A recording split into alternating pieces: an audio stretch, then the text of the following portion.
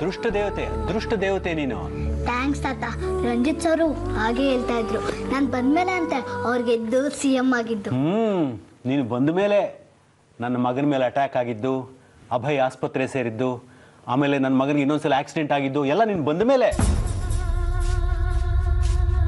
ಇನ್ನೂ ಯಾರ್ಯಾರ ಜೀವ ತೆಗಿಬೇಕು ಅಂತ ಇದೆಯಾ ಪುಟ್ಟಿ ನೀನು?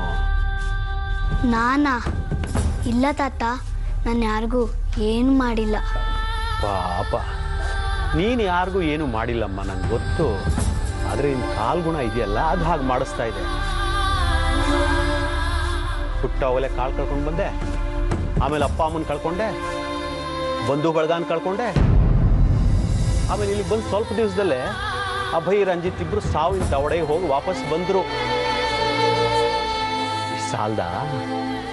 ಇನ್ನೂ ಯಾರಾದರೂ ಬ್ಯಾಲೆನ್ಸ್ ಇದ್ದಾರ ಪುಟ್ಟ? ಇನ್ನು ನಿಮ್ಮ ಮನೇಲಿ ನಿಂಗೆ ಏನಮ್ಮ ಕೆಲಸ? ಏನು ಪಾಪ, ನನ್ನ ಮಗಳ ಮೇಲೆ ಪ್ರೀತಿ ಹುಟ್ಬಿಟ್ಟಿದೆ? ಅವನಪ್ಪ, ನಿನ್ನ ಮಗಳು ಅಂದಮೇಲೆ ನನಗೆ ಮೊಮ್ಮಗಳಲ್ವೇ? ನಾಳೆ ಪಾವನಿ ನಿನ್ನ ಹೆಂಡತಿಯಾಗಿ ಬಂದರೆ ಅವಳನ್ನ ಸೊಸೆ ಅಂತನೂ ಒಪ್ಕೋಬೇಕು, ಅವಳ ಮಗುನ ಮೊಮ್ಮಗಳು ಅಂತ ಮುದ್ದಾಡ್ಲೂಬೇಕು. ನಾನು ಬೇಜಾರಾಯ್ತಾ ಪಾಪ? ಇಲ್ಲಪ್ಪ, ಖಂಡಿತ ಬೇಜಾರಾಗಿಲ್ಲ.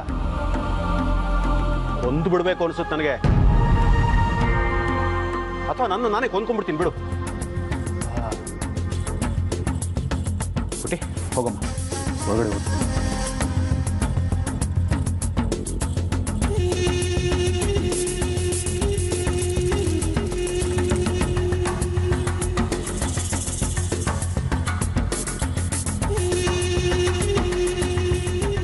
ಇಷ್ಟು ವರ್ಷ ನನ್ನ ಮಗ ಒಬ್ಬ ವಿಶ್ವಾಮಿತ್ರ ಜಮದಗ್ನಿ ಅಂತ ಹೇಳ್ಕೊಂಡು ಹೆಮ್ಮೆ ಪಡ್ತಾ ಇದ್ದೆ.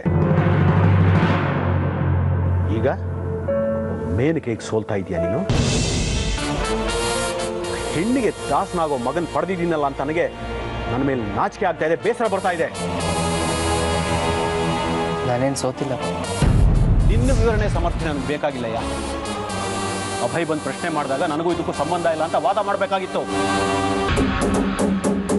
ನಾಳೆ ಪಾವನಿ ಇಲ್ಲಿ ಬಂದ್ರೆ ಅವಳು ಮುಂದೇನು ಅದೇ ವಾದ ಮಾಡ್ಬೇಕು ನೀನು. ಬಿಟ್ಬಿಟ್ಟು ನಿನ್ನೆ ಮದುವೆ ಆಗ್ತೀನಿ, ಅಪ್ಪ ಆಗ್ತೀನಿ ಹೀಗೆಲ್ಲ ಹೇಳಿದ್ರೆ ಬೇಸರ ಆಗಿದೆ. ಬರೀ ನಿಮ್ಮ ಪಾಯಿಂಟ್ ಆಫ್ ವ್ಯೂನ ಯೋಚನೆ ಮಾಡಬೇಡಿ ಪಾಪ, ಸ್ವಲ್ಪ ಪ್ರಾಕ್ಟಿಕಲಾಗಿ ಯೋಚನೆ ಮಾಡಿ. ನಾಳೆ ಅಭಯ್ ಪಾವನಿನ ಕರ್ಕೊಂಬಂದಾಗ ನಾನು ಇಲ್ಲ ಅಂತಾನೆ ವಾದಿಸ್ತೀನಿ, ಬಟ್ ಆ ಮಗು ಅವಳೇ ನಿನಗೆ ಗೊತ್ತಿಲ್ಲ ಅಂದಮೇಲೆ ಈ ಮಗು ವಿಷಯ ಕಟ್ಕೊಂಡು ನಿನ್ಗೇನಾಗಬೇಕೋ? ಅಲ್ಲೇ ನೀವು ತಪ್ಪು ಮಾಡ್ತಿರೋದು. ಒಂದು ವೇಳೆ ನಂದು ಮಗುದು DNA ಪರೀಕ್ಷೆ ಆಗಲಿ ಅಂತ ಅಭಯ್ ಪಟ್ಟಿಡಿದ ಕೂತ್ರೆ ಏನು ಮಾಡೋದು? ಆಗ ಸೈಂಟಿಫಿಕಲಿನೇ ಪ್ರೂವ್ ಆಗುತ್ತಲ್ಲ ಮಗು ನಂದೇ ಅಂತ, ಆಗ ಮರ್ಯಾದೆ ಹೋಗಲ್ವಾ? ಅದಕ್ಕೆ ಕೈ ತೋರಿಸಿ ಅವಲಕ್ಷಣ ಅಂತ ಅನ್ನಿಸ್ಕೊಳ್ಳೋದಕ್ಕಿಂತ ನಾನೇ ಒಪ್ಕೊಳ್ಳೋದು ಒಳ್ಳೇದು ಅನ್ನಿಸ್ತು. ಇಷ್ಟಾಗ ನಾ ಇದನ್ನೆಲ್ಲ ಏನು ಸತ್ಯ ಅಂತ ಒಪ್ಕೊಂಡಿಲ್ವಲ್ಲ. ಒಂದು ವೇಳೆ ಸಾಬೀತಾದರೆ ಅವಳು ಕೈ ಹಿಡಿತೀನಿ ಅಂತ ಒಪ್ಕೊಂಡಿದ್ದೀನಿ ಅಷ್ಟೇ. ಬರೀ ಅಷ್ಟಕ್ಕೇನೋ ಒಪ್ಕೊಂಡಿದ್ದು ಅಥವಾ ಇನ್ನ ಪಾವನಿ ಮೇಲೆ ಆಸೆ ಇಟ್ಕೊಂಡಿದ್ಯಾ?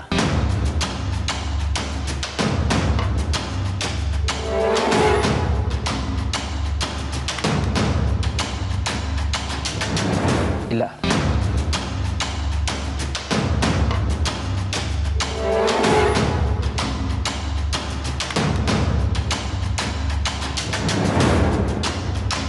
ಸರ್, ದೃಶ್ಯ ಚಾನಲ್ ರಿಪೋರ್ಟರ್ ಅಭಯಶೇಖರ್ ಬಂದಿದ್ದಾರೆ. ಮತ್ತೆ ಏನಂತೀರಿ? ಒಂದು ಸಾಹೇಬ್ರು ಬ್ಯುಸಿ ಆಗಿದ್ದಾರೆ, ಮಾತಾಡೋಕ್ಕಲ್ಲ ಅಂತ ಹೇಳಿ ಕಳಿಸ್ರಿ. ಒಂದು ನಿಮಿಷ, ಮತ್ತೆ ನೀವು ಅಲ್ಲೇ ತಪ್ಪು ಮಾಡ್ತಿದ್ದೀರ. ಒಳಗೆ ಕರೀರಿರೋ. ರಂಜಿತ್, ಇವತ್ತಾದ್ರೂ ನಾನು ಮಾತಾಡೋಕೆ ಬಿಡ್ತೀಯಾ? Morning sir. ಕೂತ್ಕೊಳ್ಳಿ.